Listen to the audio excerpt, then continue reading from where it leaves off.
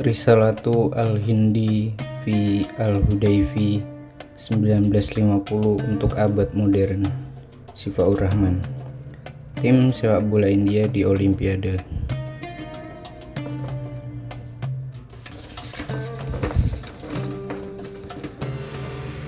Risalah bisa diartikan dengan surat, catatan, kabar, dan yang semisal. Biasanya para cendekiawan muslim memaknainya sebagai judul pada tulisan kecil mengenai suatu masalah. Namun artikel ini bukan seperti risalah pada umumnya. Tidaklah seperti Ar-Risalah karya Muhammad bin Idris, Ar-Risalah ila ahli Sagar Bibabi al-Ahwa, bukan juga Risalatu fi As-Say wa al-Qahwa. Apalagi seperti banyaknya risalah-risalah yang ditulis Ibnu Taimiyah. Ini hanya artikel kecil, lebih ringkas yang memuat bacaan ringan terkait sepak bola yang kita cinta. Walaupun setiap dari kita dipikat oleh pesona anggun sepak bola dengan cara yang berbeda-beda. Belakangan ini saya mendapat pelajaran dari berbagai jurnal dan artikel tentang bagaimana cara untuk menarik perhatian pembaca lewat judul yang anti mainstream dan pembukaan yang mind blowing. Untungnya tidak clickbait. Agaknya merasa aneh karena saya mencoba meniru metode tersebut, kemudian memilih judul tertera untuk menyuratkan sepotong kisah sepak bola dari negara Bollywood. Apa yang unik dari sepak bola India?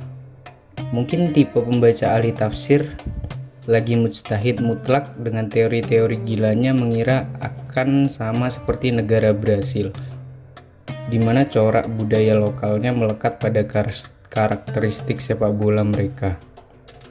Sebagaimana tarian samba yang diintegrasikan dengan dribble pada umumnya dan beberapa skill khas pemain Brasil yang lain. Saya tidak menyoroti karakteristik atau bagaimana cara mereka mengolah bola sepak di kaki mereka. Namun, lebih dari itu, sepak bola memiliki hal-hal yang substantif seperti kesederhanaan. Sebagaimana Santini Ketan, sebuah kota kecil di India, dengan kesederhanaan dan kedamaiannya telah sukses menginspirasi dan diadopsi menjadi sebuah gagasan pendidikan. Sejenak kita time traveling mengilas balik masa lalu mengenai kelahiran Republik India. Pada tahun 1947, India memproklamirkan kemerdekaan atas kolonialisme Inggris. Kemudian disusul dengan penyusunan undang-undang pada 1949. Setahun kemudian mengesahkan diri sebagai negara republik. Pada tahun itu, pasca kemerdekaan, Presiden Soekarno diundang ke Istana Kepresidenan India untuk merayakan kebebasan dari jajahan Inggris. Mungkin kurang lebih saat itu Soekarno mengatakan, "Gue turut bahagia bro, gue tahu dijajah tuh gak enak banget," kepada Rajendra Prasad yang terpilih sebagai Presiden pertama Republik India. Namun pada tahun yang sama, Soekarno juga berkunjung ke Pakistan untuk menyampaikan penghargaan kepada prajurit mereka yang berjuang di pihak Indonesia. Sebagaimana telah diketahui bahwa pada tahun-tahun tersebut konflik sedang memanas di antara India dan Pakistan. Keduanya tengah memperebutkan wilayah Kashmir yang berbatasan juga dengan Cina. Pada 1947, bentrok antar militer bersenjata juga telah terjadi. Dari sini kita tahu bahwa India tidak kuno-kuno amat. Dengan ulasan sejarah singkat tadi, kita dapat menghitung umur Republik India, mengukur kondisi sosial dan perkembangan sepak bolanya. Pada Olimpiade London tahun 1948, India tampil impresif menghadapi Prancis, walaupun harus ketinggal 1 gol. Tentu ini adalah suatu pencapaian yang mengesankan bagi negara yang baru setahun merasakan indahnya kebebasan. Itu adalah laga skala internasional yang pertama bagi India setelah merdeka dari jajahan kerajaan Inggris. Namun penampilan apik India pada laga tersebut bukanlah sorotan utamanya, melainkan ada suatu hal yang tidak lazim pada pertandingan sepak bola skala internasional. Melihat fakta para punggawa timnas India turun ke lapangan menyusuri rerumputan hijau menghadapi punggawa Prancis tanpa menggunakan sepatu atau bahkan sepasang alas kaki yang melindungi kulit ceker mereka. Walaupun terlihat ada beberapa pemain yang menggunakan sepotong kaos kaki tidak utuh, entah ini kesederhanaan atau memang minimnya perlengkapan. Jika melihat kemajuan militer India pada masa itu, keterbatasan perlengkapan bukan menjadi alasan yang dapat mudah diterima. Belum cukup sampai di situ, petualangan kesebelasan timnas India di kancah dunia. Pada tahun 1950, India lolos kualifikasi Piala Dunia setelah serangkaian peristiwa dan menjadi satu-satunya wakil benua Asia. India duduk satu grup dengan Swedia, Italia, dan Paraguay. Lagi-lagi, suatu pencapaian diraih India, memungkinkan upaya perebutan juara melawan 15 negara besar Eropa. Namun India batal tampil di kompetisi sepak bola paling bergengsi di dunia itu. Ada beberapa sebab yang sulit diklarifikasi. Yang paling populer adalah penolakan atas wajibnya menggunakan alas kaki saat pertandingan. Pada sumber yang berbeda menyatakan bahwa India tidak tahu betapa berharganya partisipasi di Piala Dunia FIFA tersebut.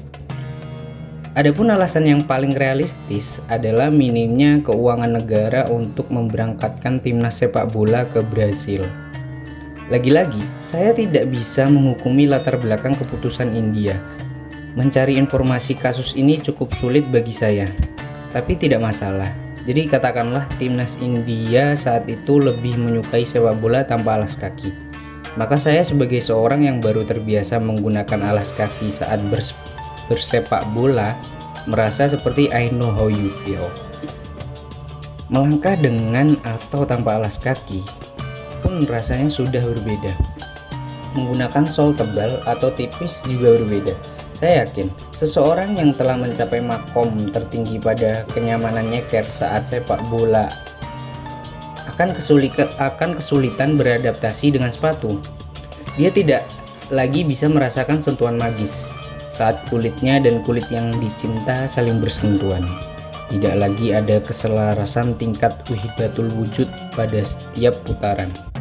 Bagi saya, pengalaman nyeker cukuplah berharga. Tentu saja, bagaimana rasanya memiliki telapak kaki dengan daya tahan serupa kulit unta?